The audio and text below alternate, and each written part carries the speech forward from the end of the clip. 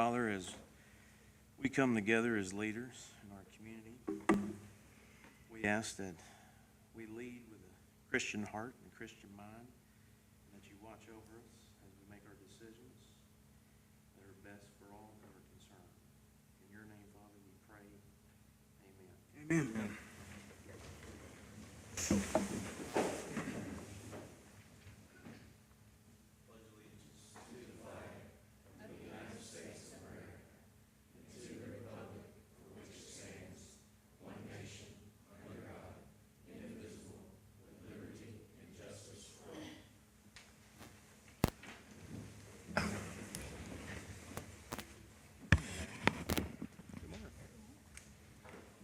All right, we'll go ahead and call Washington County Fiscal Court to order, June 18th, 2019. Go ahead. I think I saw Billy over there, Billy Pitts from the Health Department. Good morning, sir. You're first up. How are you doing? Doing pretty good. How about you guys today? Good. Great. Good. Appreciate you having me here. Kathy's away on vacation, so I guess I'm second in line to get drafted to come up here and do this for you. I understand, Monty was talking to me a few minutes ago, I understand that when this was sent out, this document, that some of it was illegible, and I can't read that from here to know if it is or not. Tough, anyway. Yeah, kind of blacked out and gave white letters. And what we're looking for the Health Department this year, for fiscal year 1920, is to keep the same tax rate that we've had for the past 2 years of 7.25. We presented this to the Board of Health on April 18th during our regular meeting, and the Board of Health made a motion and unanimously voted to keep that same tax rate of 7.25. And the one number that'll be of particular interest would be the second from the bottom, where it says total appropriations for that. We're estimating $1.7,650,000. And of course, that's an estimate of what that might bring in for the year. All right. Does anybody got any questions? So how will obviously this 1.7 is because the action has not been taken in the, as far as that budget is concerned. I mean, this special session that Bevan is going to call, how could that affect this particular? This 7.25, the 1.7 that we're looking at is a worst case scenario. Okay. We will pretty much break even. Okay. If the special session doesn't take place. Currently, as far as the pension reform or the pension is concerned, we're paying 49.47%. That equates to $824,000. July 1, without Governor Bevan's proposal, if that doesn't go through, then that number is going to jump to 83.43, which our payment will go to $1.4 million next year. And we're fully expecting that to happen, unless some miracle occurs and they give us a reprieve. But even if they do, I don't mean to sound cynical, but we're going to wind up paying the piper at some point or another, whether it be this year or next year. The unfunded liability is going to get paid somehow or another, and that's going to come from us.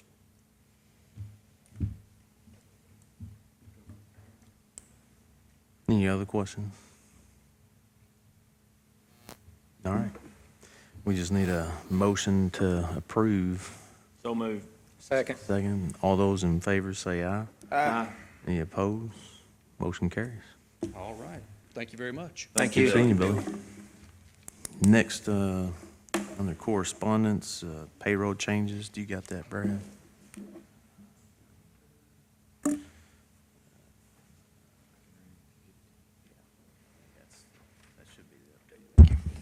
These are payroll changes. May 2019, John Johnson, new intermittent seasonal road department, effective 5/1/19 at $12 an hour. Jeff Peck, wage increase to add detective stipend, effective 5/1/19, 25.12 total wage. Brad Warning, wage increase to add nuisance, $71,685.33 per year total wage. Chris Freeman, new full-time 911 director, effective 5/6/19, $80,000 per year. Jessica Treese, wage increase from $17.44 per hour to $18.41 per hour, effective 5/1/19. Luke Rudd, wage increase to add investigator pay, $24.70 total wage per hour. Kent Lawrence, new part-time deputy coroner, effective 5/23/19, $4,800 per year.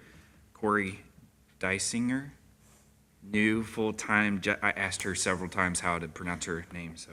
New full-time judge's office administrative assistant fiscal court clerk, effective 5/27/19 at $15.95 per hour. Brenda Edwards, term 5/31/19, voluntary resignation. Emily Martin Wiles, term 5/31/19, retirement. Matt Hilbrick, term 5/31/19, retirement. George Hicks, seasonal, effective 5/1/19 at $12 per hour. Kirk Little, seasonal, effective 5/1/19 at $12 per hour. All right, under old business, approve the minutes June 4th meeting. So moved. Second. Second. All those in favor say aye. Aye. Any opposed? Motion carries. And I see Randy's here with the Kentucky Lake Convention Visitors Bureau. Come on up, Randy. Good morning. Good morning. Morning. Last time we had talked, we got the books, and Erica went through them, so you should have, I sent y'all the email with monies that had been collected up till, I think it's got May and June, and the only two that it doesn't have reflected on it, but you should see that. When I was having a conversation with Ms. Ani Becker, and I know that, Randy, you expressed some of the concerns and issues that the commission has as far as the transient tax. Jason and I got together and we researched some of the county's ordinances regarding short-term lease or rental. And so I think we've got that further down on the actual agenda. But for right now, we got the budget to approve. But those two ordinances, we're going to hope that they actually help, one, make it fair, because the companies or businesses that deal with lodging, they obviously are paying the transient tax, and they're dealing with the inspections from the health department. And so some of these web-based businesses that are out there, I kind of see it as the cell phone, what the cell phone has done to our landlines in the 911. No one saw the increase, and we don't even really have the data, to my knowledge, No. as how much of an impact it is having in our community. No, because we don't know exactly how many are out there yet. Right. But we So do this- know. This could help. Yeah. So this is to help, one, make it fair. And I know I'm getting ahead of myself, but while I've got you here, we're going to go ahead and discuss it. But one, to make it fair to those businesses that are remitting that tax or collecting that tax. And two, I don't know how far it will go, but some of those businesses that, to my knowledge, they're already collecting in some of the high populated areas, but they're not collecting in the rural areas. So we're hoping that this will level the playing field as far as how that tax is collected. And I know I'm curious to see how much of an impact it will or won't have, with our transient tax here in this community. So, but as far as the budget, do y'all have any question? You should have a copy of it. If not, then the way the process works is they submit the budget and we approve it. I move we approve the budget as presented. All those in favor say aye. Aye. Any opposed? Motion carries. Do you have anything that you want to comment on the, additionally on the ordinance? Yeah, the only part of the ordinance we looked at and had a question about was the section on the number of people per room, because we have some homes that it may be a 4-bedroom home, but it will sleep up to, 16 people, because some of those rooms are big enough, they have 2 queen-size beds. Right. And so the 2 people per room plus 4, you limit it to 12 people instead of the 16. But other than that, everything else is Looks great. fine. Oh, yeah.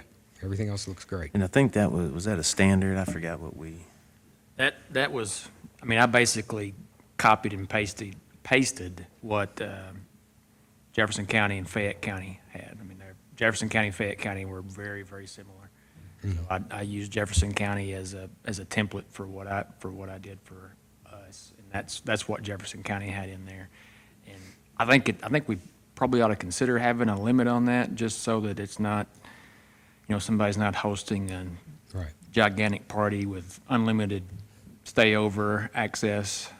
I could see that being an issue, but if you think we ought to up the number, I don't have any It's trouble- only problem going to with it. affect 1 or 2 properties, I'd say at the most. But I do know of one property, last count, I think they sleep 22. And so, resident, yeah, it's a rental. a rental? property, and they can sleep up to 22, and they may not have enough bedrooms to be able to sleep that amount.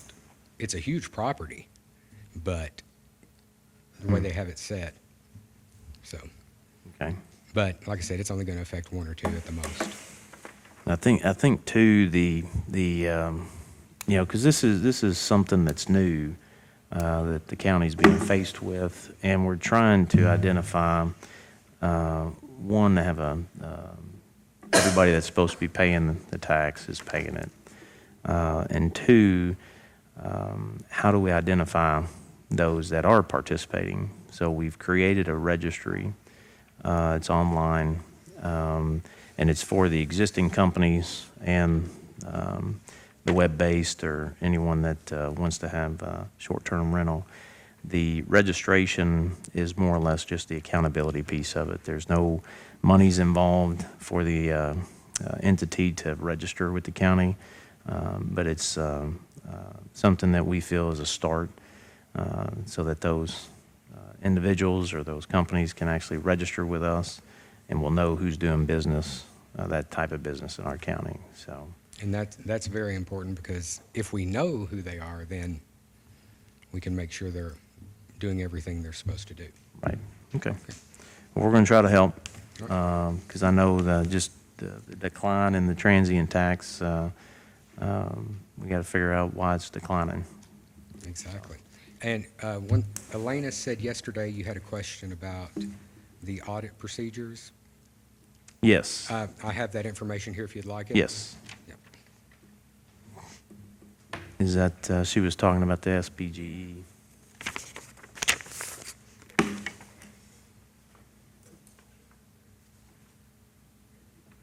Okay.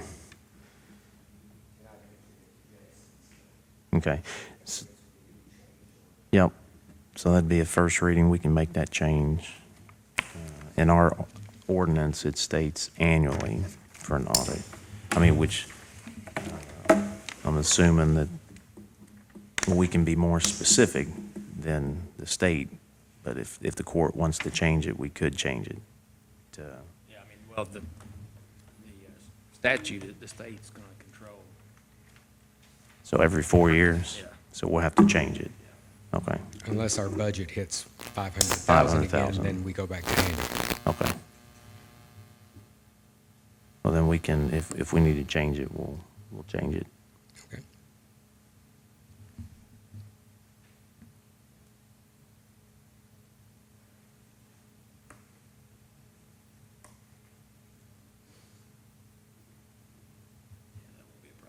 Okay. All right. Thank you. Appreciate it. Thank you. Do you want to give an update on the Griffith Greer update? No, no. You're just looking at me. Scare me. So They- she's so lucky that her name was first Yeah. on yeah.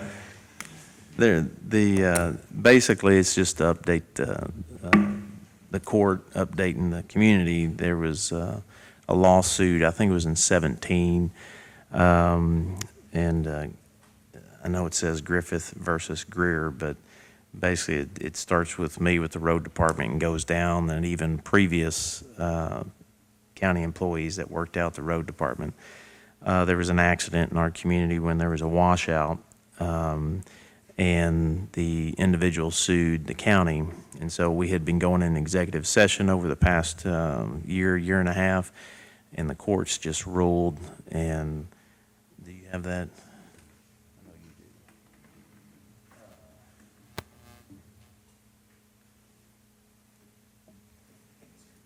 Stated, basically it was ruled,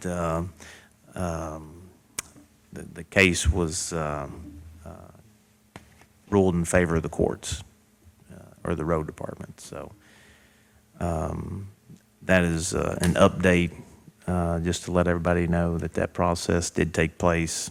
We had been meeting as a court in executive session to get updated on the court case as the proceedings moved forward. But the court just ruled for the county that there was no fault for those employees for the road being washed out. So, do you want to add anything on that, Jason?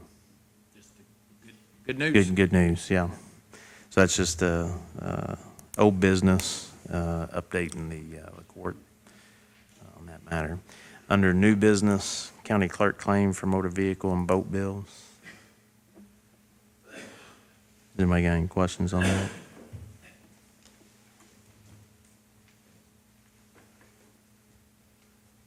We need a motion to accept. So move, Judge. Second. All those in favor say aye. Aye. Any opposed? Motion carries. And when we hired Erica, that was, this is item B under new business. That was to fill the existing term, which was 1 month. So basically, I'm presenting today to recommend Erica for a 4-year term starting July 1. So moved. Second. All those in favor say aye. Aye. Any opposed? Motion carries. I know she's been with us with a short time, but I'm very excited and thrilled because she has literally picked the ball up and ran with it. So it says a lot about your background and education and experience, so we're very happy to have you here. Thank you. Rivercrest Engineering.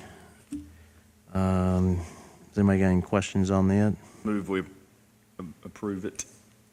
Second. Second, all those in favor say aye. Aye. Any opposed? Motion carries. Let's see here. Ordinance 2019-06, speed limit on Union Hill Road, first reading. And I think the sheriff and Wendy, y'all went out there. Do y'all want to comment on that? We both felt like 35 was the proper speed limit. Is that, I mean, what was the, It was 45, but it was too much. so, and that's what the petition was Was for to 35. lower it to 35? Okay. Let me A lot of people cut through that road. Yeah, and it's a narrow road. Let me read this real quick. This is the actual speed limit ordinance. Commonwealth, Kentucky County and Marshall Speed Limit Ordinance Number 2019-06. Be it ordained by the Fiscal Court of Marshall County, Commonwealth, Kentucky, in accordance with this provision set forth in KRS 189-395, subsection A, and based upon the request of affected citizens and after review by the Marshall County Road Superintendent and the Marshall County Sheriff, the Marshall County Fiscal Court does hereby set the speed limit at 35 miles per hour for the following roads located in Marshall County, Kentucky. Union Hill Road. So that's what's going to be published as the ordinance. This is the first reading, but, so I'm sorry. What were you saying? You guys went out and looked at it? And Yeah, we went out and looked at it and decided on 35 mile an hour. It was posted 45, but that was too fast. Okay. So that's the first reading. We'll have that scheduled for the next court meeting. Ordinance 2019-07, transient room tax, first reading. You want to read that, Jason?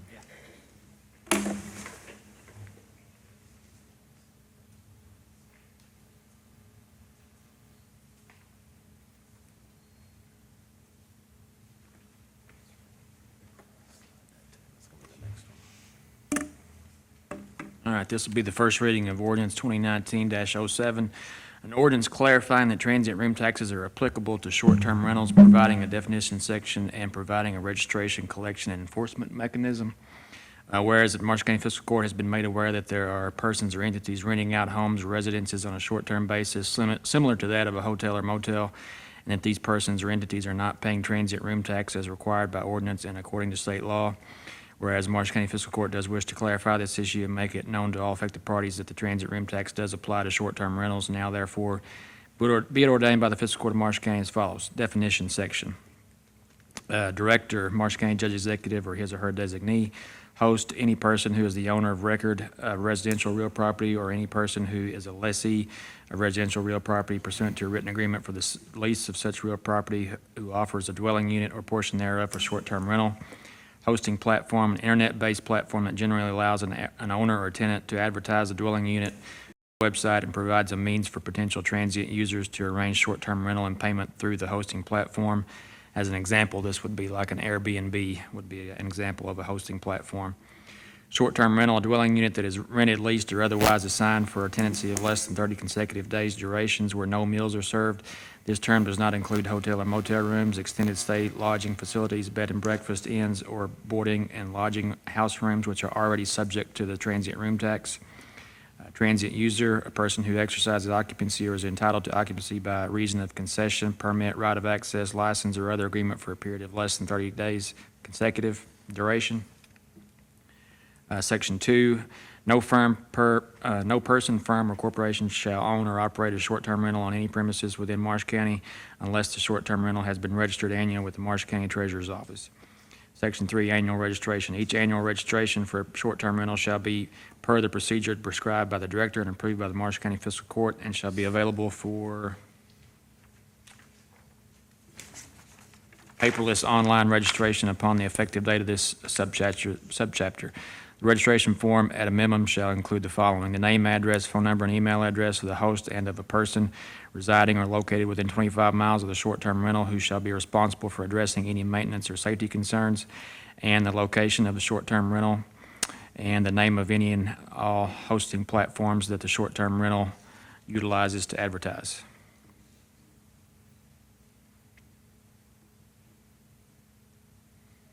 Section 4. Each separate short-term rental shall be in compliance with any currently applicable laws and regulations of the federal, state, or local governments as may be amended from time to time, including but not limited to laws and regulations on non-discrimination, zoning, building, safety, property maintenance, health and sanitation, fire, electrical, plumbing, mechanical, and other applicable laws. Accordingly, each separate short-term rental shall be subject to inspection from regulating agencies to ensure compliance. Section 5, transient occupancy taxes. Transient occupancy taxes are to be collected and paid to the Marshall County Treasurer pursuant to this ordinance, ordinance number 23-08, and KRS 91A 350, KRS 91A 360, and KRS 91A 390. And transient occupancy taxes are ultimately responsible to the host, but the collection and remission of all required taxes may be paid by a hosting platform on behalf of host if the short-term rental is affiliated with one or more hosting platforms. Section 6, duties of a host. It shall be the duty of a host under this subchapter to ensure that the short-term rental meets the minimum standards for any and all applicable fire codes, that there should be no more than one contract per short-term rental at a time. Number of transients occupying a short-term rental shall be limited to 2 persons per bedroom plus 4 persons, and there is no signage on the premises to the short-term rental advertising or identifying the short-term rental. Section 7, enforcement. In addition to the penalties provided in ordinance number 2013-08, the director is authorized to enforce the provisions of this subchapter through declaratory, injunctive, and other civil actions filed in any court of competent jurisdiction. And talking about Section 6C, the number, if you guys have any suggestions on how we can amend that, I mean, we can take it out entirely if we want to. We can up it. I mean, whatever. If the court has any suggestions on that, this is only in there because that's what Louisville had. So, What would be the purpose of even having it in there in the first place, I guess? just to keep it from being just a, pack 100 people into 1,000 square foot house.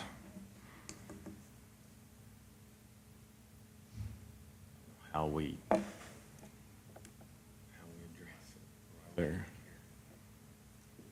mean, we could take it out entirely, and if it becomes an issue, then we can come back and address it. I would say a lot of them around the lake specifically would have bunk beds in there Yeah, for they're- sure. I've seen multiple units with bunk beds, but I feel like personally we need to leave something on it, or you're kind of encouraging 50 people in a unit. I mean, that's an exaggeration, but still, it would also, And we're leaving that to them to tell us how many rooms they have, right? So when they register, that's when they will tell us how many rooms they have? Or how many people they sleep? So if we have on there, if they know that our ordinance says that 15 is our max, then something tells me they're gonna tell us if we're not. I'd say the only way to police it is if actually the police get called.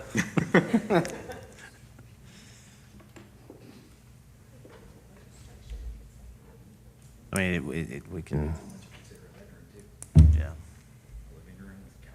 It's true. Yeah, we have some that have fold-out couches and they consider those beds. Mm-hmm. Perhaps on the registration, they can say how many they sleep, and then if they go over that. And I would say generally, most of the properties do not want to overwhelm their property with people. So I think they have certain restrictions in place themselves that limit the number of people, definitely. So what, if you were putting a number on that was realistic, not to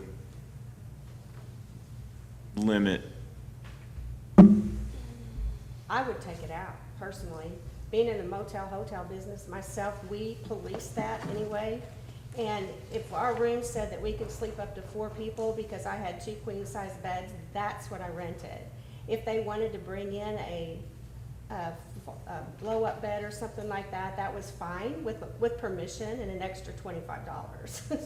So, and, I mean, we do have in there meets minimum standards for any applicable fire codes. So Right. that fire code would address how many people should sleep in that home, right?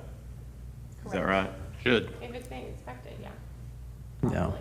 Well, I mean, we have to, that's a whole nother issue. yeah, it's a whole nother issue. I think we have to go with, we put on there applicable fire codes. Would that not address, could that cover, be able to take out the number?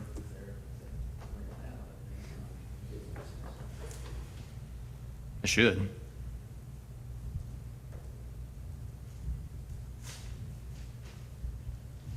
I don't know if we want to get into, I don't think the fiscal court, intent is to get into how many people are staying in the, our intent is to make sure that we're at least registering and capturing the transient tax. If it, like I said, if it becomes an issue, We can take come that out. back and address it. Yeah. So take it out. It's your recommendation, take it out, isn't it? Okay.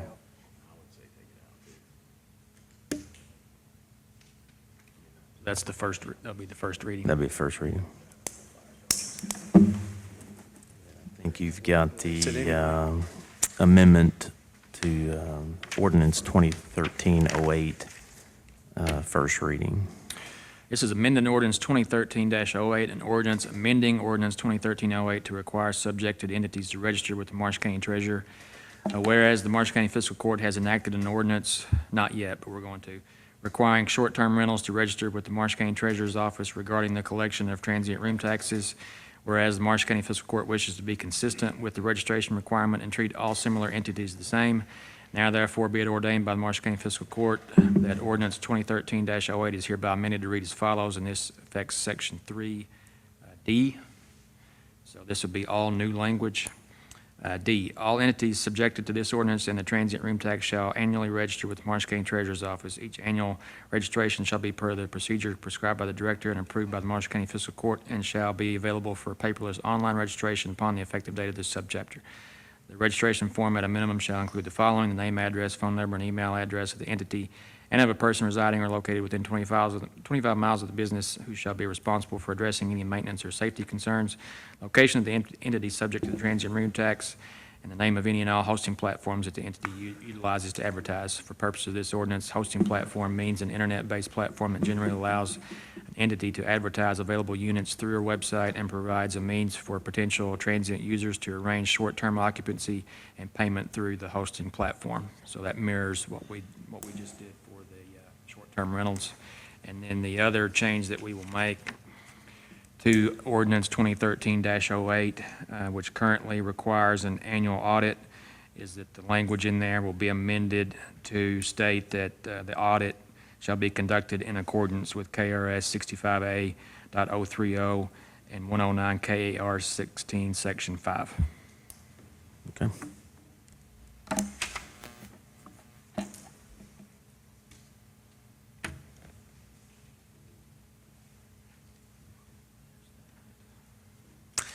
Next on the new business board appointments, I'm just going to go down the list. Morris County Cemetery Board, my appointment's Thomas Hyder. Just need a motion to, So move, Judge. is there a second? Second. All those in favor say aye. Aye. Any opposed? Motion carries. North Marshall Water District, my appointment is Jim Dossett. Jim used to work for North Marshall, didn't he?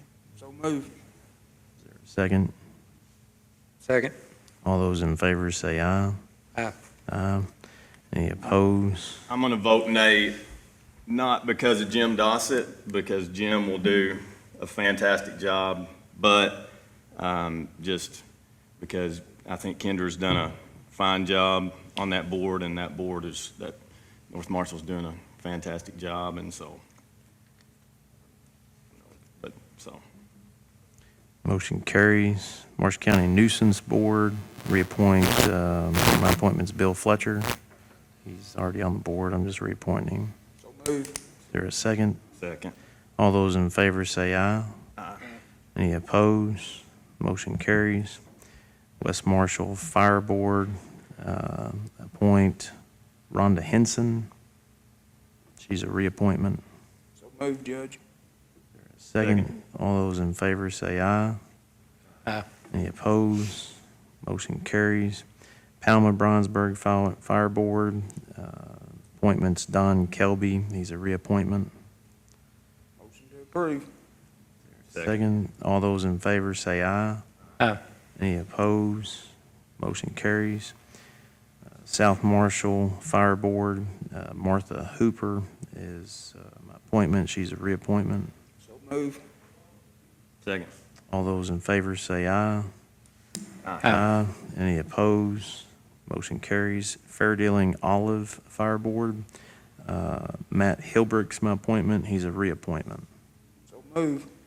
Second. Second. All those in favor say aye. Aye. Any opposed? Motion carries. Also on Fair Dealing Olive, when I appointed Savannah Futrell, she was to finish out the term. So this will be a reappointment for a new term. So move. Second. Second. All those in favor say aye. Aye. Any opposed? Motion carries. Possum Trot Sharp Fire Board, Terry Strick. This is a reappointment. So moved. Second. All those in favor say aye. Any opposed? Motion carries. East Marshall is the only one I'm waiting on. And that's Brett Edwards. He's not gonna, so I'm waiting on them, so that'll be another one coming up. Annual contracts on their new business. CASA, we've communicated with them. You should have the contracts and the lease agreements. They're going to sign when they get back on Wednesday.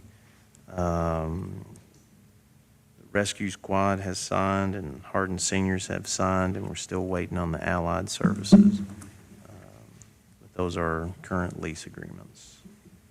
Does anybody have any questions over them? They are annual. We put this in place so that each year we will actually review the agreements with the entities. So this is just an annual lease, and it'll be for another year. I believe those that have signed CASA, Rescue Squad, Hardened Seniors. Do we need a motion to accept these? Okay, we can do it all in one group. Just list them and do one motion. So the motion would be CASA, Rescue Squad, and Hardened Seniors, and Allied Services once they So move. respond. Is there a second? Second. All those in favor say aye. Aye. Any opposed? Motion's carried. Treasurer's update, the transient room tax, you guys got that. So we've already discussed that. Appropriations transfer. We have several appropriation transfers. They're all departmental transfers as we close out the end of the fiscal year and finishing out bills. Yeah, did you guys get a copy of all of this? Okay. Motion approved transfer. Second? Second. All those in favor say aye. Aye. Any opposed? Motion carries. Payment of the bills. Motion to pay the bills. Second. Second. All those in favor say aye. Aye. Opposed? Motion carries. We need to go into executive session for litigation. That's going to be opioid litigation. Is there a motion? Is there a second? Second. All those in favor say aye. Any opposed? Motion carries. All right, we'll go ahead and call court back to order. Let's see, I got some announcements. Got a special call meeting tomorrow at 4 o'clock for the budget, and then June 28th will be the end of the fiscal year special call meeting to do all the final business for the court for the end of the year. So moved. Second. All those in favor say aye. Aye. Any opposed? Motion carries.